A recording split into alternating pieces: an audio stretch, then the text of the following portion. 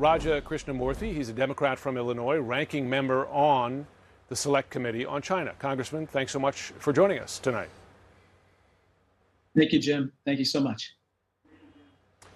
I want to get to Chinese hacking, but given we just reported details about Iran's efforts to hack both the Trump and Harris presidential campaigns, does it strike you that these efforts are still relatively blunt and simple? Because, I mean, the spear phishing email is as old as email, right? I mean, it's exactly how they penetrated the Clinton campaign Russian hackers did in 2016. I mean, is it both alarming but also comforting at the same time in that the tools are frankly not that complicated, sophisticated?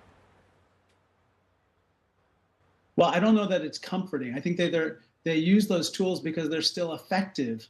And I think they have other tools beyond that, which they might use as well. But there's one aspect of what the Iranians are doing, which is especially distressing or disturbing, which is that they are trying to track the location and movements of certain individuals whom they want to intimidate, harass, and in some cases harm.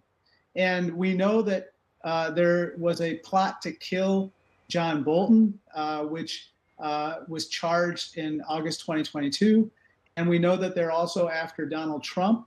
And so there's a certain more sinister or darker aspect to what the Iranians are doing than merely hacking and dumping information. Interesting. So you're saying the tracking attempt is so that they could follow them and potentially attack them? That's right. In fact, there was a think tank in Washington, D.C., which tried to compile the list of these types of activities by the Iranian regime.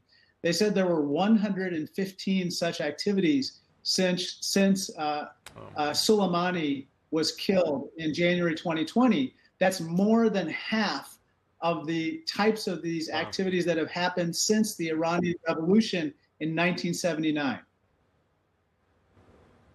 Do you believe that tech companies are good faith partners in the effort to counteract this kind of interference? Yesterday, the Meta CEO, Mark Zuckerberg, wrote a letter to the House Judiciary Committee where he said he regrets investing in and promoting election infrastructure because it could appear partisan.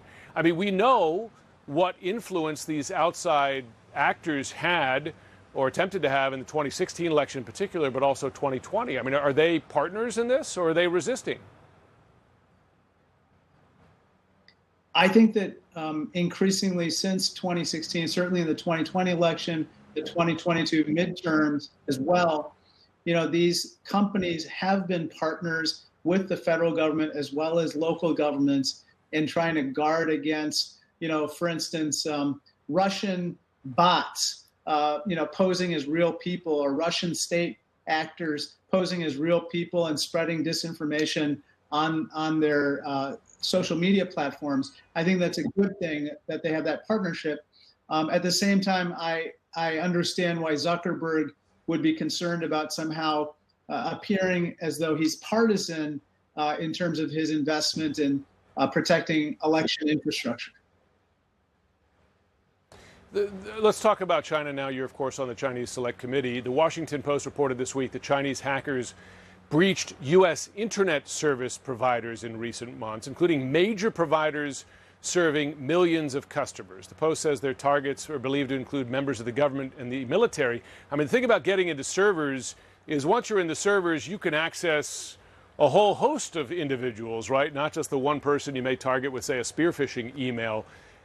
How sophisticated were these hacks?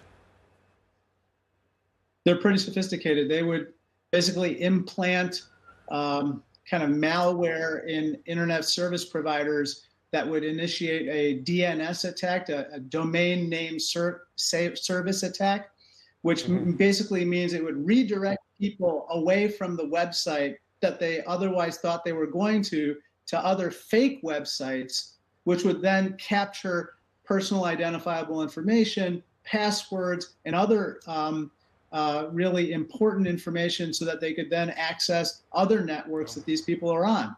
So it's very sophisticated, and this type of DNS attack is kind of a hallmark of Chinese hacking. No question. Well, Congressman Krishnamoorthi, we appreciate the work you're doing on this. Thanks so much for taking the time. Thank you so much, Jim.